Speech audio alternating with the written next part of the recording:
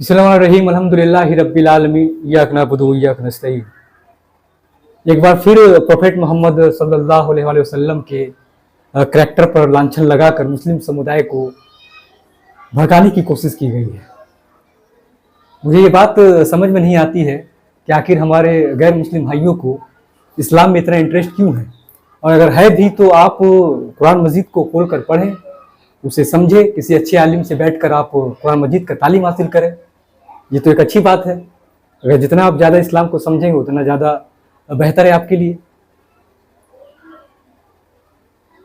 सच कहूँ तो इस तरह के जो घटनाएं घट रही है, इसके पीछे एक साजिश से एक प्लान है।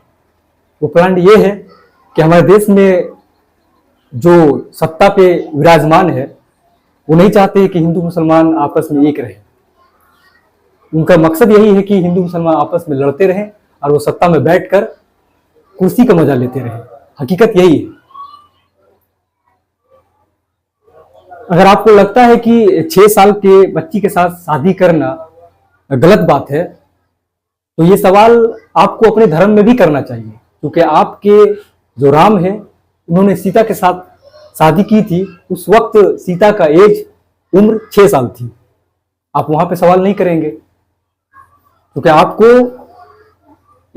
आपके जहन में ये बैठा दी गई है कि आपको मुसलसल नफरत फैलाना है। और मैं दावे के साथ कह सकता हूं कि इस तरह की घटनाएं जो हो रही है या जो कर रहे हैं, उनको अपने धर्म से कोई मतलब नहीं है। वो अपनी धार्मिक किताबों को बिल्कुल भी नहीं पढ़ते हैं। मैं पर्सनली बहुत सारे हिंदू भाइयों को जानता हूं जिन्होंने अपने लाइफ में कभी भी खोलकर गीता और रामायण को नहीं पढ़ा है। अब आप सोच सकते हैं कि ऐसे लोग धरती में शांति फैलाएंगे या शांति फैलाएंगे, ये आपके ऊपर है।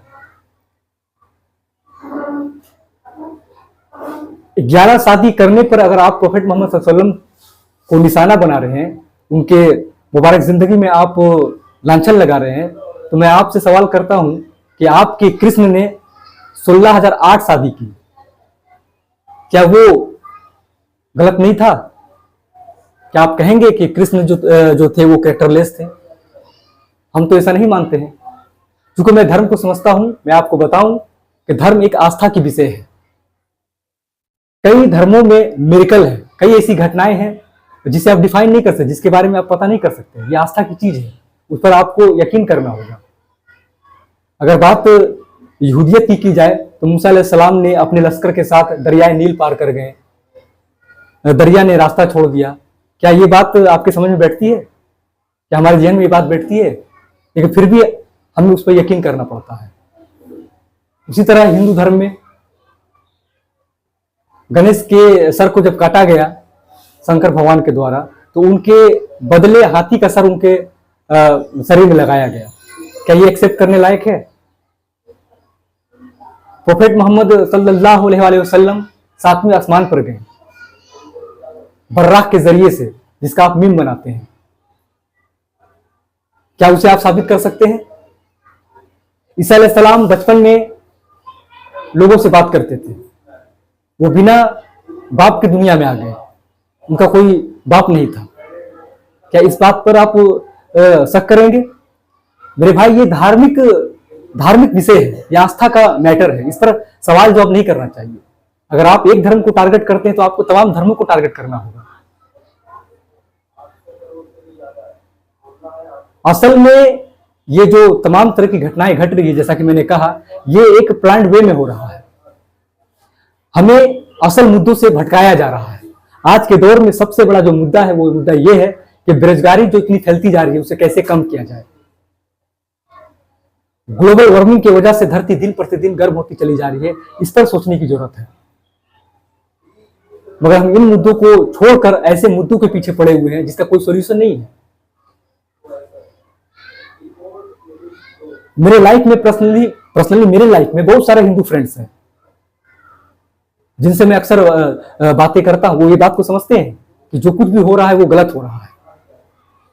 मेरे कहने पर मेरे कई गैर मुस्लिम फ्रेंड ने गीता को परचेस किया, रामायण को परचेस किया, आज अपनी किताबों को पढ़ रहे हैं, अपनी किताबों को पढ़ के समझ रहे हैं। उनको लगता है कि तमाम धर्म एक समान ही है, बस थोड़ी सी इधर उधर कुछ डिफरेंस है। मैं अपने वीडियो के माध्यम से तमाम लोगों से मैं गुजारिश करूंगा कि इस तरह के मुद्दे से आप बचे, धार्मिक कमेंट्स करने से बाज आएं। आप जब तक किसी धर्म को जान नहीं लेते हैं तब तक आप किसी तरह का कोई रॉन्ग कमेंट पास ना करें। अगर मुझे भी हिंदू धर्म के बारे में अगर कुछ कहना हो या मैं कोई बात किसी के साथ करना चाहता हूं तो सबसे पहले मैं उनके धार्मिक किताबों को पढ़ता हूं।